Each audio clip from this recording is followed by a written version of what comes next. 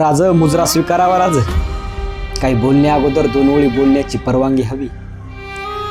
निसर्ग जणू धरतीवरचा स्वर्ग, परस्त्री माते समान संस्कारात भव्य, जात फक्त माणुसकीची या विचारात दिव्य, असं माझं राजांचं स्वराज्य, असं माझं राजांचं स्वराज्य. राजा आत्ताच गड किल्ल्यांची व स्वराज्याची पाहणी करून आलोय. तिथे गेल्यावर आढळले या ओळीतच नाही तर या ओळीतील शब्दात अस्तित्व हरवलंय. खरं तर राज आपलं स्वराज्यच हरवलंय. राज गड किल्ल्यांच्या जमिनीच्या संरक्षणासाठी मावळ्यांनी आपल्या रक्ताच्या नद्या वाहिल्या, जीवाची पर्वा न करता. त्याच गड किल्ल्यांच्या जमिनीवरती दारूच्या बाटल्या सापडतायत.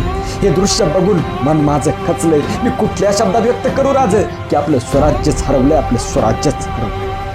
राजाच्या गड किल्ल्यांच्या भिंतींना मावळ्यांनी कधी गनिमाला हात लावू दिला नाही. त्याच गड किल्ल्यांच्या भिंतींना घुटक्यांच्या पिचकाऱ्यांनी रंगवले.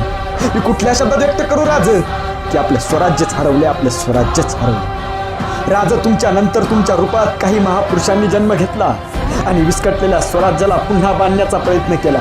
मात्र परिणाम काय झाला तर एका महापुरुषाला एका जातीत वाटल्या गेलं.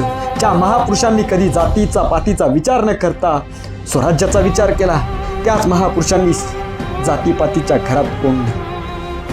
मी कुठल्या शब्दात व्यक्त करू राज की आपलं स्वराज्यच हरवलंय, आपलं स्वराज्यच हरवलंय. राजा तुमचं छत्रपती शासन खूप आठवतं बरं. परस्त्री माते समान. मात्र आज एखाद्या मुलीवरती अन्याय होतोय, तिचा बलात्कार करून तिची हत्या केली जातीये. तिला न्याय द्यायचा सोडून तिच्या फोटोला भर चौकात सजवलं जातंय आणि मेणबत्त्याच्या प्रकाशात तिला भावपूर्ण श्रद्धांजली अर्पण केली जाते. मात्र तिच्यावर अन्याय अत्याचार करणारी नराधम मोकळी कशी? अहो राज, कायदा कडक आहेच आपल्या देशांचा, मात्र राजकारण्यांनी त्या कायद्याला सुद्धा झाकलं.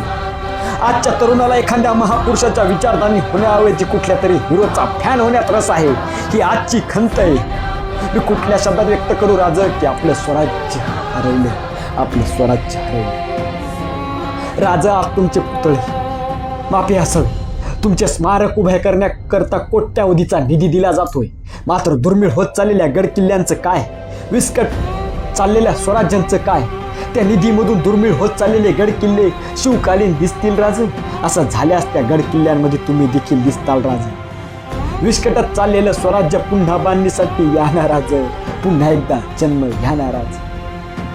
कारण सध्याचं स्वराज्य पाहून माझं मन मेलंय. मी कुठल्या शब्दात व्यक्त करू राज की आपलं स्वराज्यच हरवलंय, आपलं स्वराज्यच हरवलंय.